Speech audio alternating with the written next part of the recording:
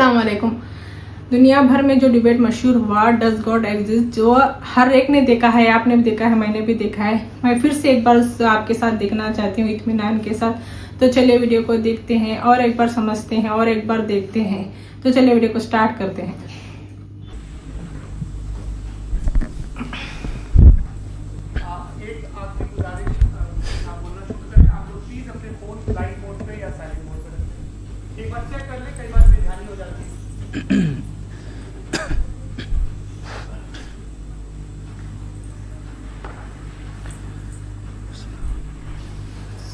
तमाम तारीफ़ें उस क्रिएटर के लिए जिसने इस यूनिवर्स को एक मकसद के तहत पैदा किया है। रिस्पेक्टेड जनाब जावेद अख्तर साहब, मिस्टर सौरभ द्विवेदी और respected audience, thank you all for being here today. आज की डिबेट में चूंकि हम बात करने वाले हैं डज गॉड एग्जिस्ट के टॉपिक पर, तो ये एक ऐसा टॉपिक है जिसके मुताल्लिक कोई भी डिसीजन लेने के लिए अलग अलग स्टैंडर्ड्स हो सकते हैं।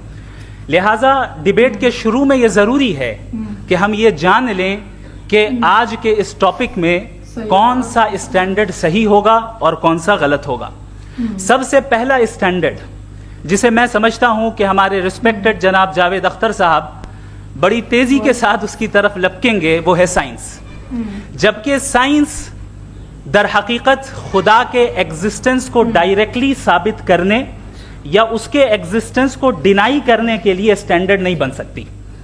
और उसकी वजह क्या है, ये मैं नहीं कह रहा, ये वो लोग कह रहे हैं जो साइंस के एक्सपर्ट्स हैं। नेशनल एकेडमी ऑफ साइंस कहती है science doesn't have the processes to prove और disprove the existence of God. Why?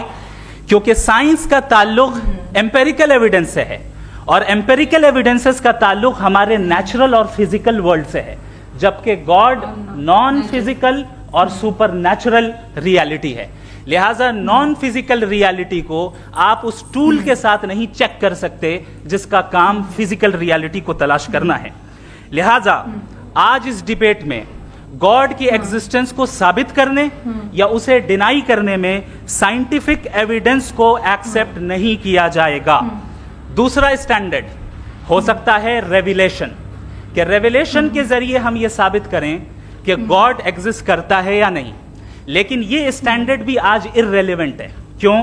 क्योंकि रेविलेशन मेरे नजदीक सोर्स ऑफ नॉलेज है, वैलिड सोर्स ऑफ नॉलेज है, लेकिन हमारे जावेद अख्तर साहब के नजदीक ये वैलिड सोर्स ऑफ नॉलेज नहीं है। लिहाजा आज की डिबेट में मैं एक भी एविडेंस किसी भी मजहबी स्क्रिप्चर से नहीं दूंगा ताकि जावेद अख्तर साहब के लिए वो अनएक्सेप्टेबल ना हो।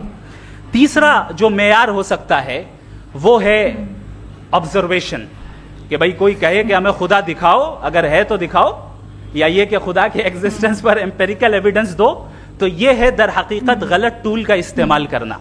ये ऐसा ही है कि जावेद साहब मुझसे ये मुतालबा करें कि मुफ्ती साहब आप मेटल डिटेक्टर के जरिए प्लास्टिक डिटेक्ट करके दिखाएं। अब चूंकि प्लास्टिक डिटेक्ट नहीं हो पा रही है, लिहाजा plastic does not exist. No, you are using the wrong tool. इस टूल से प्लास्टिक को डिटेक्ट नहीं किया जाता। लिहाजा मैं समझता हूं कि गॉड के एग्जिस्टेंस पर एम्पेरिकल एविडेंस का मुतालबा करना एक बचकाना मुतालबा है, और हमारे रिस्पेक्टेड जनाब जावेद अख्तर साहब इस स्टेज से अब बहुत आगे निकल चुके हैं। अब बचता है एक ही स्टैंडर्ड, और वो स्टैंडर्ड है अक्ल, लॉजिक, रीजनिंग। और यही वो स्टैंडर्ड है जिसके तहत गॉड की एग्जिस्टेंस को साबित किया जाएगा या गॉड की एग्जिस्टेंस को डिनाई किया जाएगा। लेकिन चूंकि ये बहुत इंपॉर्टेंट और सेंसिटिव टॉपिक है, इसलिए लॉजिकल आर्ग्यूमेंट भी ऐसा होना चाहिए जो डेफिनेटिव हो, इनडेफिनेटिव ना हो, जो 2 और 2 4 की तरह बिल्कुल वाजे हो, जिसे लॉजिकली रिजेक्ट करना पॉसिबल नहीं हो। फॉर एग्जाम्पल हम कहें हमारे रिस्पेक्टेड मिस्टर सौरभ साहब, ये एक इंसान है और तमाम इंसान कॉन्शियस बीइंग है। लिहाजा नतीजा क्या निकला, हमारे सौरभ साहब भी कॉन्शियस बीइंग है। क्या ये इनडेफिनेट आर्ग्यूमेंट है या डेफिनेट आर्ग्यूमेंट है? ये डेफिनेट आर्ग्यूमेंट है। ये 2 और 2 की तरह वाजे है, इसमें किसी तरह जो है लॉजिकली इसको रिजेक्ट नहीं किया जा सकता। तो अगर आज हमारे जावेद अख्तर साहब ऐसी कोई अकली दलील और लॉजिकल एविडेंस दें खुदा के ना होने पर जो डेफिनेट भी हो, तो मैं ये ऐलान करता हूं कि यकीनन میں اس ایویڈنس کو قبول کروں گا اور اس پر غور کروں گا. لیکن ساتھ میں یہ بھی اعلان کر دیتا ہوں پریڈکشن کے طور پر کہ ایسا کوئی ڈیفینیٹ آرگیومنٹ کوئی نہیں پیش کر سکتا.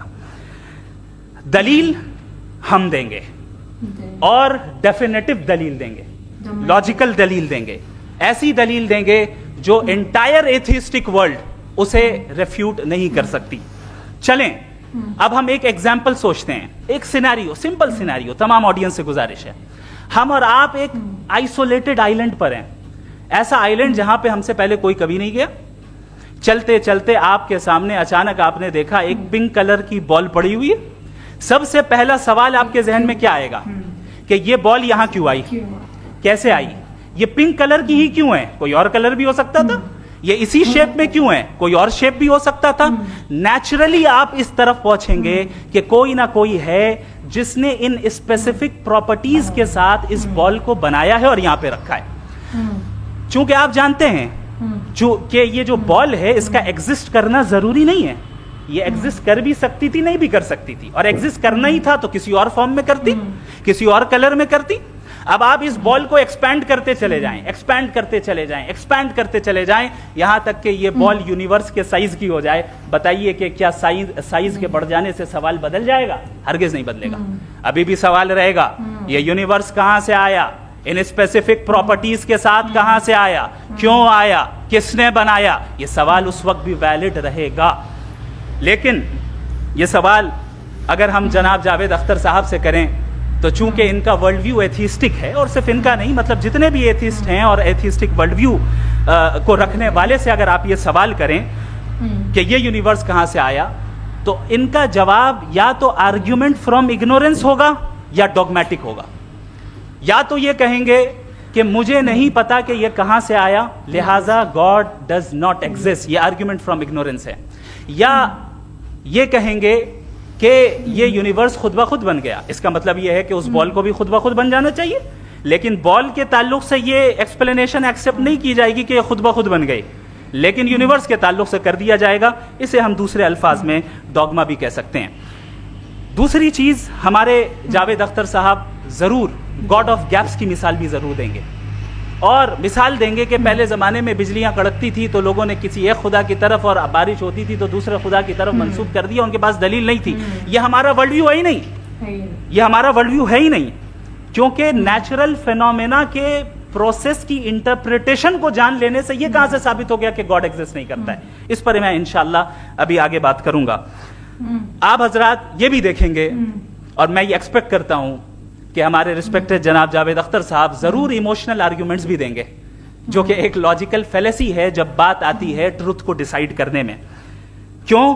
مثال کے طور پر وہ کہیں گے کہ اگر گاڈ ہے تو ایول کیوں ایگزسٹ کرتا ہے, جبکہ میں کہتا ہوں ایول کا ایگزسٹ کرنا گاڈ کے ایگزسٹ کرنے کی دلیل ہے, اس کے خلاف نہیں ہے. چونکہ اگر گاڈ ہے تو ہم سب اس کے سامنے اکاؤنٹیبل ہیں, اور اگر ہم اکاؤنٹیبل ہیں تو اکاؤنٹیبلٹی کے لیے ایول کا موجود ہونا ضروری ہے, اس کے بغیر ہم اکاؤنٹیبل نہیں ہو سکتے. اور اگر ہم اکاؤنٹیبل نہیں ہیں تو ہم جناب جاوید اختر صاحب سے پوچھیں گے کہ آپ بتائیں کہ پھر سفرنگ اس دنیا میں کیوں ہے؟ اگر خدا نہیں ہے تو سفرنگ کیوں ہے, اور ان لوگوں کے جذبے کا کیا جن کے اندر سفرنگ کے بعد انتقام لینے کا جذبہ پایا جاتا ہے اور وہ اس دنیا سے ایسے ہی چلے گئے, کیا ان کی ساری تکلیفیں بیکار چلی جائیں گی؟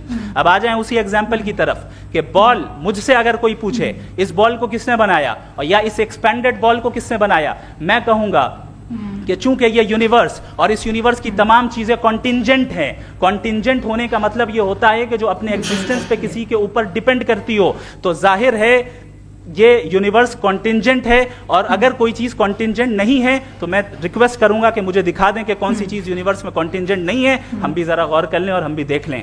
اور جب کانٹینجنٹ چیزیں موجود ہیں تو فلاسفرز کی اصطلاح کے مطابق, ہم اس ٹرمینالوجی کے مطابق ہم اس جگہ تک پہنچتے ہیں اور اس ہستی تک پہنچتے ہیں جسے نیسیسری بینگ کہا جاتا ہے, کہ یہ وہ نیسیسری بینگ ہے جس کا موجود نہ ہونا ناممکن ہو. چونکہ اگر یہ موجود نہ ہو تو ساری چیزیں ایگزسٹنس میں آئیں گی ہی نہیں, اور یہ ساری کانٹینجنٹ چیزیں اسی کے اوپر ڈیپینڈ کرتی ہیں. اب اگر آپ یہ سوال کرتے ہیں کہ پھر اس ہستی کو کس نے بنایا, پھر اس کا کاز کیا ہے, پھر اس کا کاز کیا ہے, پھر اس کا کاز کیا ہے, اور اینڈلیسلی چلے جائیں, اسے ہم کہتے ہیں انفینٹ ریگریس آف کازز, جو کہ لاجیکل فیلیسی ہے. کانسیپچولی انفینٹی इंफिनिटी पॉसिबल है। मिसाल के तौर पे न्यूमेरिकल्स 1 2 3 गिनते चले जाएं, इन्फिनिट नंबर्स हैं। मैं कॉन्सेप्चुअली बात नहीं कर रहा, प्रैक्टिकली रियलिटी में साबित करके दिखाएं कि infinite regress of causes possible है या नहीं। अगर पॉसिबल है तो हम मान लेंगे, मिसाल दे दें, और पॉसिबल नहीं है तो एक ही ऑप्शन बचता है जिसे हम कहते हैं नेसेसरी बीइंग। ऐसी नेसेसरी बीइंग जो इंडिपेंडेंट है, क्योंकि अगर वो डिपेंडेंट हुई तो वो नेसेसरी नहीं रहेगी। ऐसी इंडिपेंडेंट बीइंग जो इटर्नल है, अगर वो इटर्नल नहीं होगी, उसकी बिगिनिंग होगी तो वो खुद कॉन्टिंजेंट है। ऐसी बीइंग जो पावरफुल है, क्योंकि कॉन्टिंजेंट को एक्चुअलाइज करने के लिए पावर चाहिए। ऐसी बीइंग जो इंटेलिजेंट है और नॉलेजेबल है, क्योंकि ये यूनिवर्स स्पेसिफिक फॉर्म और स्पेसिफिक लॉज ऑफ नेचर के तहत प्रिसाइजली चल रहा है। Thank you. थैंक यू मुफ्ती साहब। मैं इन दलीलों के बाद जावेद अख्तर साहब से गुजारिश करूंगा, आप बैठ के बोलना चाहेंगे या वहाँ? जी।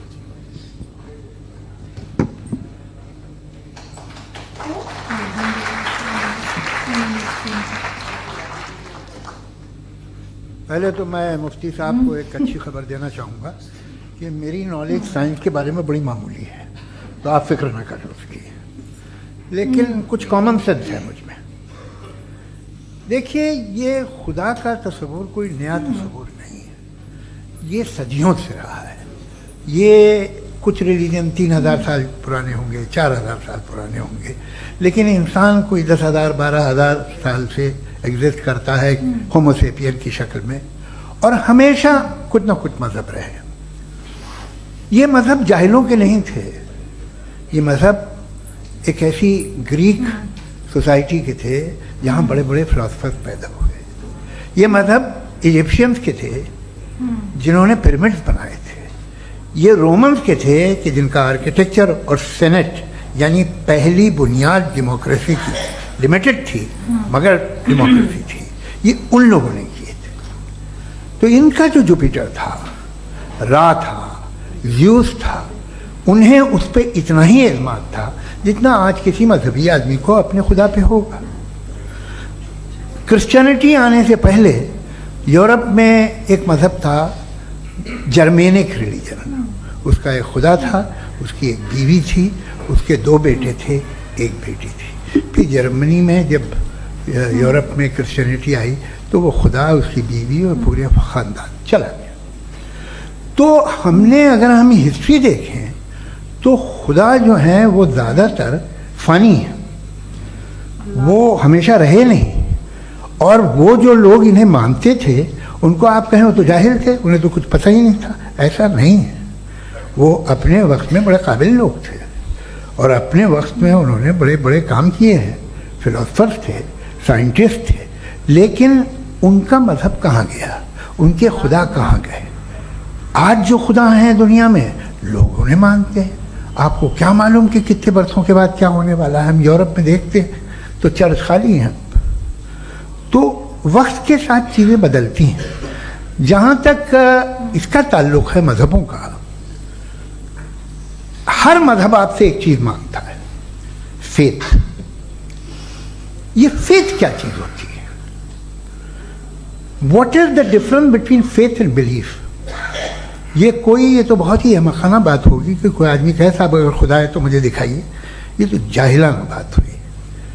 मैंने तो नॉर्थ पोल नहीं देखा है, मगर मैं मानता हूँ कि नॉर्थ पोल है। मैं क्यों मानता हूँ? इसलिए कि अगर ये दुनिया राउंड है तो उसका कोई टॉप होगा। कुछ लोग हैं जो वहाँ गए भी हैं, कॉमन सेंस कहता है कि ऐसा होगा, सबूत है, गवाह है, रीज़न है। तो ये मेरा फेथ नहीं है। तो फेथ में और बिलीफ में डिफरेंस क्या है? जो मजहब मांगता है आपसे, हर मजहब फेथ मांगता है। फेथ का मतलब ये है कि ना कोई गवाह हो, ना कोई सबूत हो, ना कोई रैशनल हो, ना कोई लॉजिक हो, ना कोई प्रूफ हो, मगर तुम एक बात को मानो। ये है फेथ। वरना बिलीफ होता। अगर इसमें कुछ भी सबूत होते, गवाह होते, तो फिर इसे आप बिलीफ कहते हैं। जैसे मेरा बिलीफ है कि नॉर्थ पोल है, मेरा फेथ थोड़ी है। फेथ इन तमाम शर्तों को रद्द करता है। तो फिर स्टुपिडिटी क्या है? अगर मैं एक बात ऐसी मानूं जिसकी ना कोई लॉजिक है, ना कोई रैशनल है, ना कोई प्रूफ है, ना कोई गवाह है,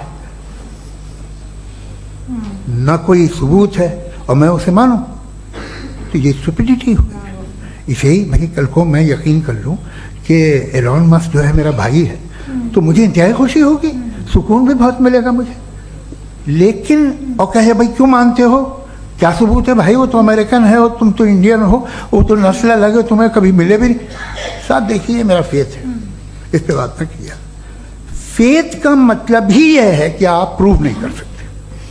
अगर आप प्रूव कर सकते हो तो फेथ की जरूरत ही नहीं, फिर तो आप बात करेंगे, आप कितनी बहस कर लीजिए। अल्टीमेटली दुनिया का हर मजहब फेथ पे टिका है, और फेथ का मतलब है एक ऐसा यकीन जिसका कोई सबूत, कोई गवाह, कोई रैशनल नहीं। अब आप ये कहें, क्या आप ये क्यों कह रहे हैं कि साहब ये कायनात किसने बनाई? कमाल ये है कि आपने बताया कि एक आइलैंड पे गए और एक बॉल देखी। आपने ये नहीं कहा कि आइलैंड किसने बनाया, आपको सिर्फ बॉल पे हैरत हुई। हमने आइलैंड पे हमने हैरत नहीं की, होते हैं आइलैंड। इसी तरह ये आइलैंड है, सितारे, ये गैलेक्सीज, ये सब आइलैंड हैं खला में। हम उन्हें टेकन फॉर ग्रांटेड लेते हैं, हम पूछते नहीं किसने बनाए। आपने जजीरे के बारे में भी नहीं पूछा है। मेरी पैदाइश कैसे हुई? क्या मैं प्लान्ड पैदा हुआ था? I was plan to be born, या एक लकी स्पर्म था जो किसी एक से चिपक गया? मेरी पैदाइश रैंडम। और इंसाफ जिसे आप कहते हैं, इंसाफ का तो नेचर से कोई वास्ता ही नहीं है। जो आप कहते हैं कि एक दिन इंसाफ मिलेगा, इंसाफ is a human concept, nature में कोई इंसाफ नहीं। अगर शेर हिरन को खा जाता है तो उसे कोई सजा नहीं मिलती। अगर एक आंधी आती है और हरे भरे पेड़ों को उखाड़ के फेंक देती है तो आंधियों की जेल नहीं होती है। नेचर में इंसाफ नहीं, इसलिए मुझे नेचर को इंसाफ की जरूरत भी नहीं। नेचर तमाम एक है। अब हम कहें कि साहब ये देखिए जो मैंने खाना खाया था, ये मेरी आँख तो नहीं यूं कर दिया उसे, तो इसे सजा मिलनी नहीं, वो सिस्टम है, ऐसे ही चल रहा है। नेचर बगैर इंसाफ के है। इंसाफ इज अ ह्यूमन कॉन्सेप्ट। तो जो आपसे कहता है कि मैं तुम्हें इंसाफ दूंगा, वो इंसानी जहन की पैदावार है। ये नेचुरल है ही नहीं, ये आसमानी है ही नहीं। नेचर का तस्वुर, इंसाफ का तस्वुर। भाई आप साथ मिलते हैं, अब आप लेफ्ट हैंड ड्राइव करते हैं, ये क्या है? तमाम सच, तमाम नेकी, तमाम शराफत लेफ्ट हैंड ड्राइव है। वरना क्या होगा, या तो आप क्रॉस कर देंगे, आपका एक्सीडेंट हो जाएगा, या आप किसी को मार देंगे, या ट्रैफिक जैम हो जाएगा। झूठ, बेईमानी, रिश्वतखोरी, ये तमाम जो है driving on the wrong side है। इसके ऊपर कुछ नहीं। ये तो हमने बनाया, जैसे हमने लेफ्ट हैंड ड्राइव बनाई। ये कॉन्सेप्ट ऑफ इंसाफ जो है ये हमारा है, इसका नेचर से कोई वास्ता नहीं। शेर खा जाता है हिरन को, उसे जेल होती है क्या? कुछ भी है ही नहीं। तो ये जो दुनिया के रिलीजन प्रॉमिस करते हैं आपसे इंसाफ, इसी से मालूम होता है कि ये मैन मेड है।